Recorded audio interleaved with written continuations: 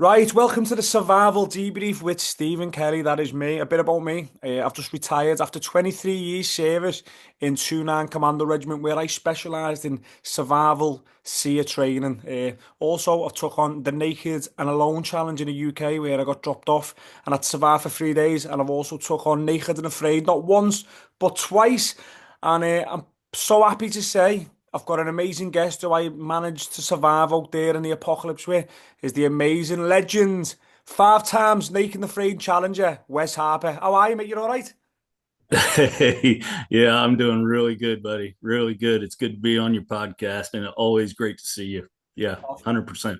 mate, firstly, I want to say thank you very much for taking your time out. I know you're a busy man, but I'd like you just to introduce yourself to the viewers. I know you're a legend in the Naked and Afraid industry. You're a business owner, not just one, two businesses. And I'd like you to just give a little introduction to some of the viewers who may not have watched Naked and Afraid before, who don't know the background about you. Sure. Well, I'm married to my wife Molly, love her dearly. I have 5 kids between the two of us. And so that kept us hopping for a while. They're all adult children now. So we're navigating through that. In March, I'm going to become a grandfather. Wow. That's exciting. Always had a outdoor spirit, adventure, camping, hiking, hunting, fishing, the whole thing. And then got hooked on Naked and Afraid show. And all of a sudden, I became a survivalist in an attempt to get on the show. And then, and I got selected. It was really cool. I got selected, and I've actually done 6 challenges now, believe it or not. Wow, And sorry. I'll do some press ups in a minute for getting that wrong. that's a, that's quite all right. Yeah, it lives more vivid in my mind than yours for sure. Right. But yeah, so I did that 6 challenges. And then, like you said, I also own an IT company in North Carolina. And then recently, I've been brought onto the survival mastery team. And so I'm very excited about that too. I'm, and yes, sir, as you have been invited to the survival mastery team, which is awesome because we get to continue to work together. Oh, that's absolutely amazing. At West, while we're talking about survival mastery, obviously now you're a business owner, you're a legend within the outdoor survival industry. What made you veer off and go into another tech company with survival mastery? What stood out for you? Now I've worked for the platform. Now I flew over to Colorado and I taught on a platform, and I thought it was absolutely amazing idea what they're doing. But what brought you in on it? Why did you want to do that? Well, I enjoy survivalism, and I enjoy the outdoors, and I want other people to be able to experience that same thing. Maybe not on Naked and Afraid, but everyone should be able to go out in the woods and enjoy nature and learn how to survive nature. Not only nature, but urban survival, all kinds of disaster preparedness. And so I'm a teacher at heart, and I just want to give other people those tools that they can use should they find themselves in a situation or just want to get outside, get into nature. And so it's very exciting for me. Oh, that's amazing, that Wes. And I'm privileged the fact that you put my name forward. I came out there as a trainer. I got to work on the platform, and it's quite exciting to see where the platform's gonna go. And the fact that every person can log on from the comfort of their own home or on the phone and learn some outdoor, real life preparedness, survival, bushcraft skills, life skills. I think it's an absolutely amazing concept, and I'm looking forward to seeing where that goes over the next 5 to 10 years, which is quite exciting. But talking about survival anyway, we will talk about survival mastery more over this. But talking about survival, I want to do a debrief about behind the scenes of Naked and Afraid. Is there anything over your 6 challenges? Is there anything crazy that you did? As long as you're staying within the NDA, is there anything crazy or amazing you did what you didn't show? So that's what I really want to know now. Looking back at your challenge, what was one of your standout features? What never ever hit the telly? Oh wow. There are so many things that happen on those. That there's so many things that happen on those challenges. For every 2,000 minutes that is recorded, we get a minute on TV. And so it could be very simple things, like somebody's having a tough day and you give them a hug and it lifts their spirits. or it could be the terrapin that you caught and ate that didn't make the cut, or the close up experience with a croc stalking you that didn't quite make the cut. So there's not one defining moment. There's like 100 moments that I relive in my head and wish it'd make TV, but I understand they got to create a story and include everyone. So I'm, you know, I get disappointed about it, but I also understand it. Yeah, and I always think that as well. Sometimes I get disappointed because some of the fans don't really see what goes on behind the scenes, and they think we're not trying everything because they haven't seen everything. And Yeah. that's quite hard all the time. And you're trying to, you're watching a story and you're just trying to survive out there and you're grafting, you're working, you're pushing hard every day. And when fans don't realize, or you see little comments across social media going, why didn't he do this? Why didn't he do that? I've tried Mhm. everything you're already telling me, mate. I've tried everything to get some food and keep that rain out my shelter. I've tried everything. And people don't understand that because it's, No, they really don't, because they don't see us working 24/7, except for when we're asleep. We're working to survive the yeah, whole time, and we try absolutely everything out there. They didn't show me catching scorpions yeah, that we ate. that, yeah. that didn't make the cut. Did we do it? Yeah, we absolutely did. And so I guess that's the frustrating part, but at least we get to keep that in our memories. And in situations like this, we get to rehash it and really relive it, Yeah, for ourselves. So I'm sorry the viewers don't get to see it, because it's really action packed the whole time. I'd love it if they done Naked and Afraid live TV where it just rolls for 24 hours. That'd be amazing. Getting to see what actually happens. Wouldn't it? I mean, the only boring part is getting firewood, right? Everything else is really action packed. There's stuff going on the whole time. You're constantly getting hurt. You're All the time. constantly swatting mosquitoes. Mm. You're getting burned. You're choking on this. It's amazing how much stuff actually happens. Yeah, a live feed of that, I think people would log into and they wouldn't even go to work. They Yeah. would just watch that. I really think that. Now, here's another question I got for you, Wes. So, obviously, now you've done 6 challenges. So, apologies, I said five. So, I will be running around the streets in a minute and punishing myself to impress up.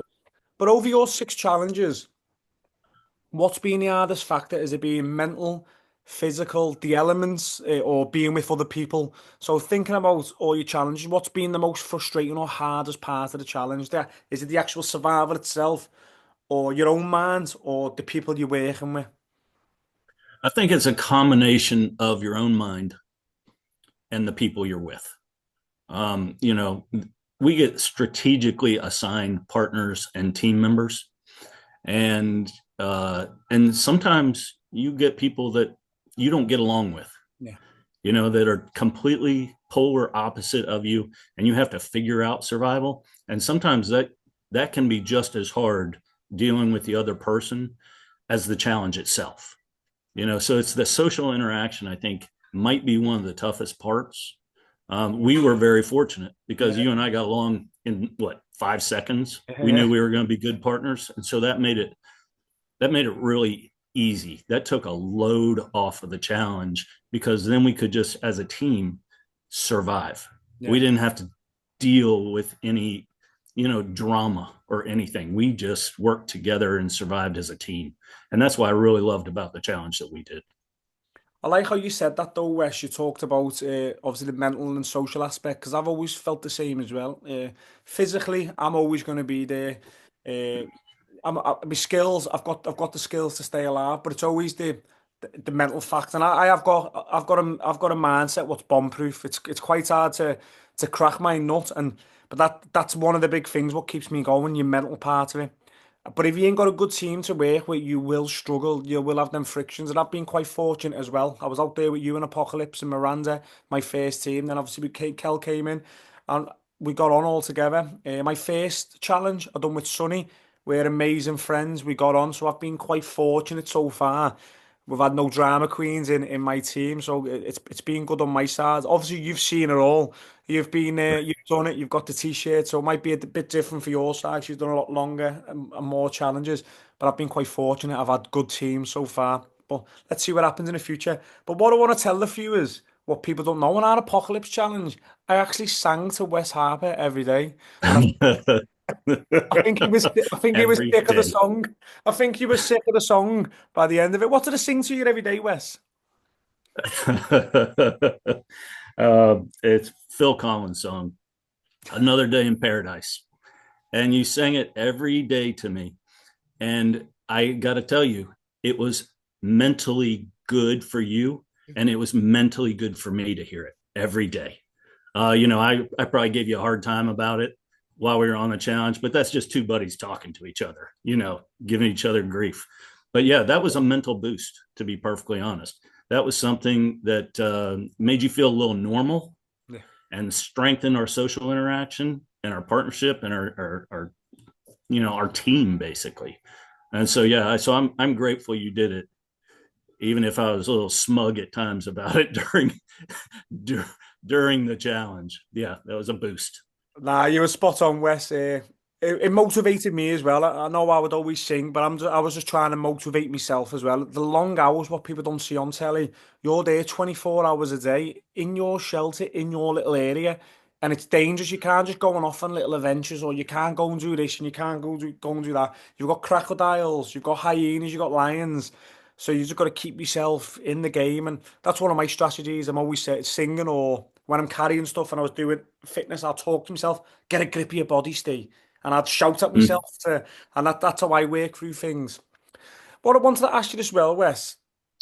If you ever watched some of the challenges and you've picked your item, obviously you're known as the assassin, you're amazing with a bow. But looking back at some of your challenges, if you could do them again, is there any challenges you'd do totally different?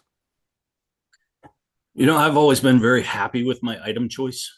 I really have. One of the things I brought was paracord or rope. And, it seems kind of like a weird item to bring, but it made things so easy. Building a shelter, having something to use for snares and traps. It took a lot of the pain of making cordage away. And so, between that and the bow and arrow, I really couldn't be happier with the items I brought. And I think because I have a pretty good track record of success, I feel vindicated that I chose the right items. But it's always a mind game, what should I bring? What's the environment? What's going to work? What's not going to work? And so it's sleepless nights before the challenge, Yeah. deciding what to bring for sure. But yeah, overall, I've been very happy with the items I brought. It's funny how we think of different things because obviously I'm not a bow hunter. I practice the bow in the garden. I'm no bow hunter, but I'm always on the premises is your knife is your life. And regardless, any challenge I go on, my item's always going to be a knife regardless. I feel like I could be dropped off on the moon and survive with just a knife. So that's what I'd always take on me. So that's my thing. But looking back on your challenges, is there anything that you would have changed or you wish you did when you're watching it on TV?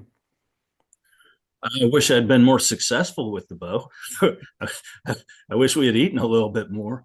Um, but no, I think I had a couple instances where I flipped out a little bit. I lost control of my emotions just a little bit, and I wish I had tucked that in. But other than that, I think I carried myself pretty well. When you watch it on TV, nobody's saying, "Hey, Wes is a bad guy," or a bad partner or anything. I don't get those comments. So I feel pretty good about the way I carry myself on a challenge. But that comes from being a dad of 5 kids and a married man, Yeah. having a strong family background. And I don't think I could be any different than that. That's who I am. What you see on TV is really what I am in daily life, every day, all day. And so, much like you, I'm not an actor. Yeah. I don't know how to act. I just know how to survive. And Yeah. whatever you see is what you get. Well, obviously, I spent 35 days out there with you, Wes, and you were amazing to work with. You're level-headed, you're calm, you're knowledgeable, you're professional, you're a good team leader, you're a good communicator. Obviously, I get a bit excited. I just want to go, go, go, go. You're good at reserving me. You're good at holding it together.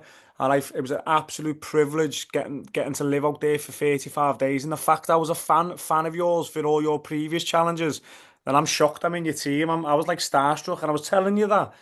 when we were out there, but you're just so humble and you're just one of the lads. You look after, you're a good team member, you're a good leader, and I absolutely loved working with you out there. A massive privilege.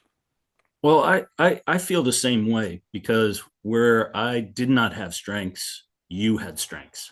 You were go, go, go all the time. And we needed that. Yeah, You know, that we just paired up so perfectly on that. And you know, you're knowledgeable. You've been doing this your whole life. And you brought skills to the table that I didn't have. yeah, And so I think we played off each other very well. And we didn't even have to work hard at it just naturally happened. I mean, I think on day one, we knew that we were going to make the challenge. And we also knew that we were going to be friends for the rest of our life. yeah, We yeah. synced up that well. And so I feel privileged to have been there with you as well. It was the best challenge I've ever had. Oh, Single most best challenge. So, you know, humbly I say I am so grateful that you were there yeah. as well. Yeah. Oh, Alan, Wes, thank you very much. But talking about all your challenges, like you said, you've done six, not five, so I'm going to shout at myself later on after this podcast. You've been in every environment on the planet. Every environment on the planet. You've been to jungles, you've lived in deserts in Africa with me, you've been in Arctic Circle, doing the Arctic Challenge, the Winter Challenge. What has been your toughest environment and why? I think really the frozen challenge was probably the toughest because the cold never gives you a break. It's always cold. You're always shivering. You know, it's kind of like mosquitoes. They don't have any quit in them. They Yeah, just keep after you the whole time. Well, the cold is the same way. So you're constantly fighting. Even when you're resting or trying to go to sleep, you're still fighting the cold. And it was also kind of a boring challenge because you couldn't leave your shelter very much. And so the mental game there was incredibly tough because you're always in your head the whole time. You can't break it up with some activity to get your mind off things. You were just working your brain the whole time. And so mentally, that was the toughest challenge. Physically, maybe not because you could stay near the fire and you're still cold, but you know you weren't going to die. But mentally, that was the toughest challenge. Yeah, it's funny when I look back on, I've only done the two challenges, but I've served all over the world with the military and I've been in some crazy environments and crazy situations. But when I bring it back to me two naked and afraid challenges, don't get me wrong, Apocalypse was hardcore. We were starving. It was in a desolate area. My feet weren't prepared for it. My feet weren't prepared for it. My skin wasn't prepared for that heat of the sun. But what I found harder was definitely the jungle. And now I've operated in a lot of jungles. But taking my clothes off, and when I was in Colombia and I was non-stop getting bitten, that was mentally hard. And when you watch it on TV, I was just cracking on. But inside my brain, I was crying every day, but I weren't showing it because I wanted to be there for my partner and I wanted to be in the game. But every day, and that was a mental game, and I just had to beat that. I'm like, no mosquitoes are gonna beat me. No mosquito, and that was hard for me all day, every day. And I'd be just smiling, going, "Yeah, I'm all right." Convincing myself, and that's all I had to do mentally, convince myself that all it is a little mosquito and it's not going to kill me. That's absolutely right. I mean, that is a total mental game. And you have to fight through it all the time. And with the mosquitoes, with the cold, you don't get a break. Yeah. It happens all the time. So you're constantly fighting it. And so that's a testament to having strong mental fortitude, which is absolutely the number one survival skill in my opinion. You have to be mentally tough because you can have all the skills in the world, and if you don't have it up here, you're not going to make it. You know, we see that on real life in the news when somebody gets lost in the woods and it's cold and they survive for like 7 days. Well, it's not because they're geniuses of survival. They have a strong mental attitude. Now, you know, like with survival mastery that we're both part of, you know, having those skills is really going to help you. It really is. And, you know, I would say they're critical, just not quite as critical as having a positive mental attitude. And I think you're right there, Wes. I think your mindset is your number one survival tool. And you could have all the skills in the world, but if you're not positive enough and motivated enough in your own mind and having that natural will to survive, you're gonna struggle and you're gonna quit. And if you're in a real life scenario, you're gonna die. And your body wants to survive. Your body wants to survive, and we've all got that in us. And that's like you said on the news. We see people get lost, and they survive for 3 weeks. They don't know no skills because they've got that natural instinct and will to survive. Some people have it built up here. Some people have got to train it, pushing yourself out in harsh environments and endure hardship. And that's how you can build resilience and build your mindset. And that's what I love about survival mastery as well. Like you spoke about, you can learn all this from your phone and put some of these skills to practice while you're out in the woods, while you're out in your backyard and your back garden, and you can learn all these skills. But I've got a few more questions for you, Wes, and we're nearly finished anyway. We're coming towards the end of this podcast. Now, you've done 6 challenges. Do you have any regrets on any of your challenges?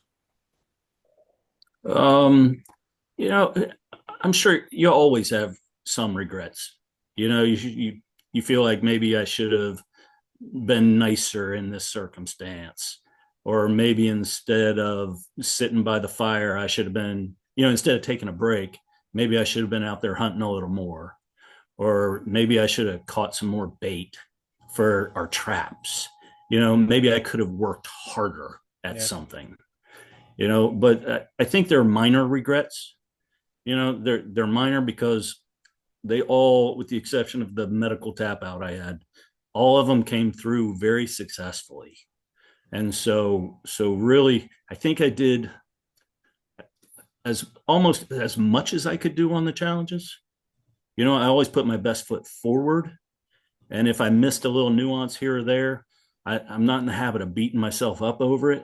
But I'm sure there's little things along the way that I could have done that would make my survival and my partner's survival easier. But they pretty much worked out.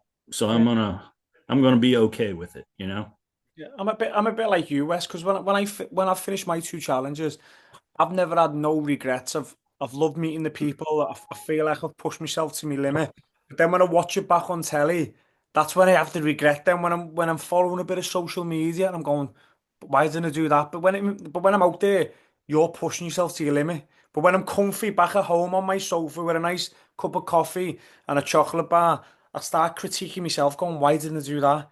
And I start playing in my head. I'm like, but when you're out there, you're trying everything, and it's hard to explain that to someone who's never been out there before and done it. Yeah. I tell you something that's kind of funny is even though I've got 131 days out there now, Oh, okay, 6 challenges. When I watch Naked and Afraid and when I watch other people do the challenge, I still can't put myself in their shoes. I still say, how in the world are they surviving? I can't. So I can only imagine the viewer that hasn't done a challenge or doesn't have survival experience. I can't imagine what's going through their head and how they can somehow try to imagine being in our environment and what we're actually dealing with. Because even as a 6-time survivalist, I can't imagine what the people are dealing with. It's so different watching it on the telly than actually being in there. It's yeah. it's 2 different shows, really, to me. It's amazing how much goes on that you just don't see, and it's hard to fathom what people are actually going through. Here's another one for you then, Wes. If you get a phone call tomorrow from Discovery Channel and offered you another challenge, would you go back out there? That's a tough one. That's really a tough one, Steve. And you and I talked about this. I knew this was coming. Put you on the spot, haven't It I? would. Put you on the spot. That's okay. I've thought about it a lot, and it would have to be the right challenge. I'm not going to just go out and do another 21-day challenge.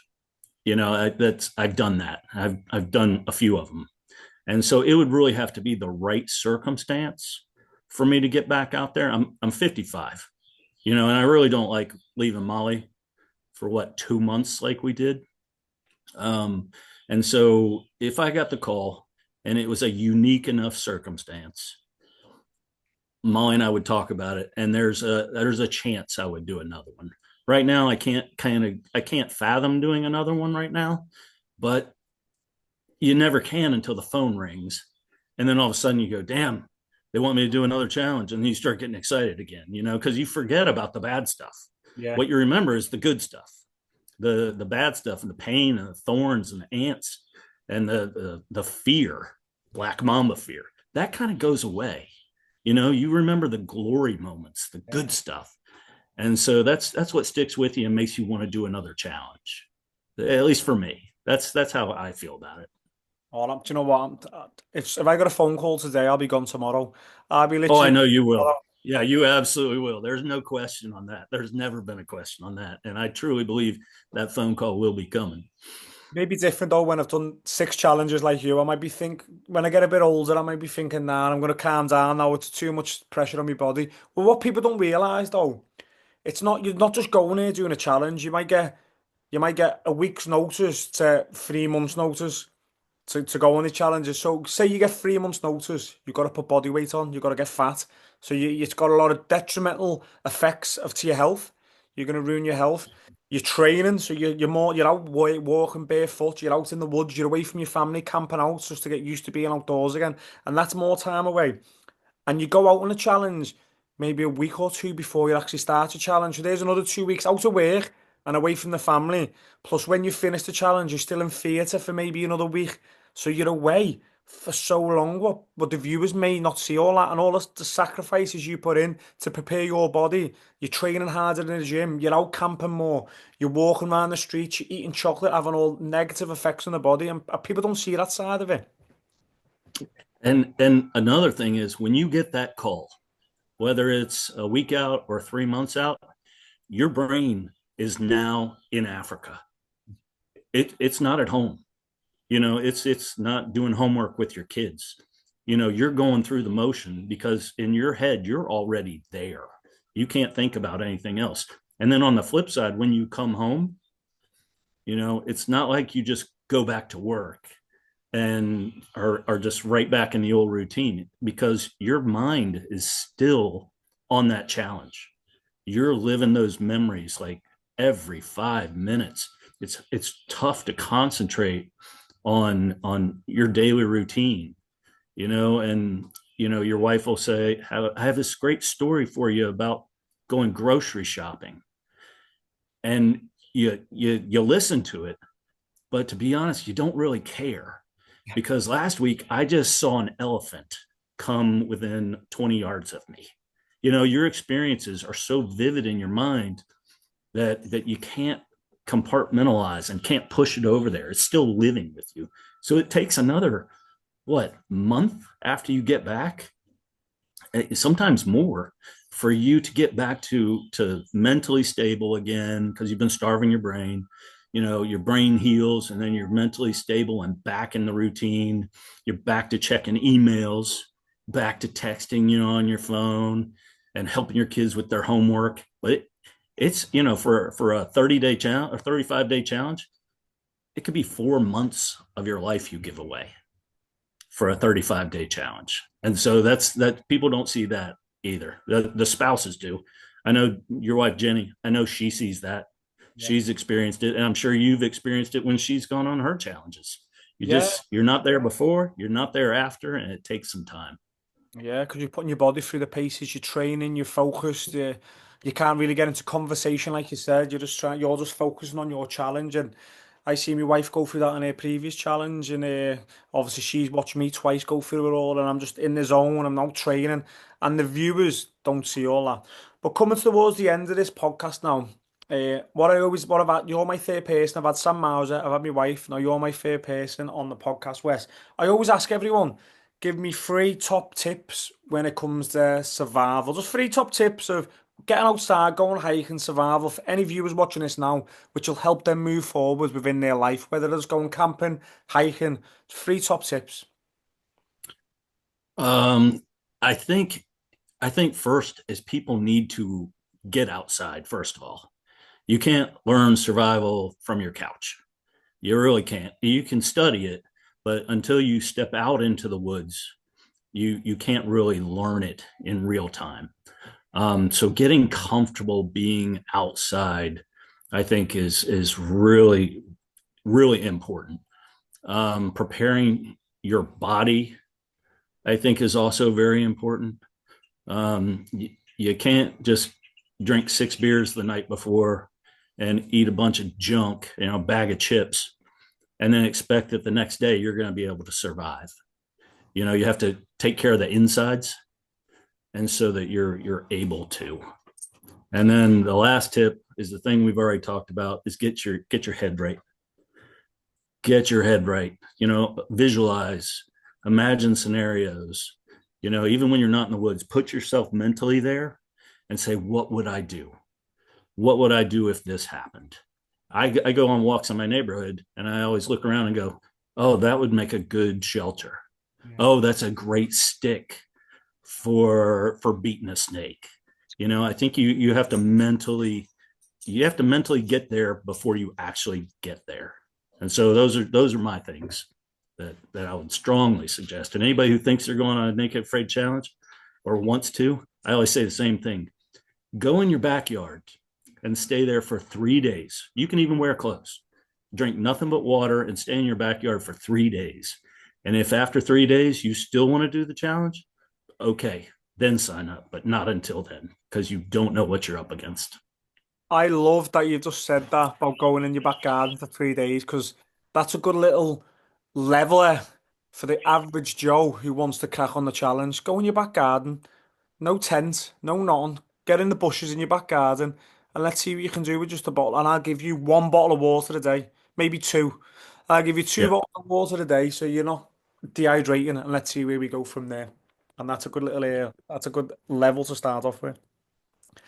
But we're coming to the end of our podcast now, Wes, and I want to give you one sentence because we were talking about survival mastery. We're both in there now. You've got me in as a trainer, and I think it's an amazing platform. For someone looking at this now, I want you to give them a good sentence. Why survival mastery? Why is it worth looking at the platform, and why is it worth signing up today? Well, I think the world we're living in is getting actually crazier, and we see it on the news all the time.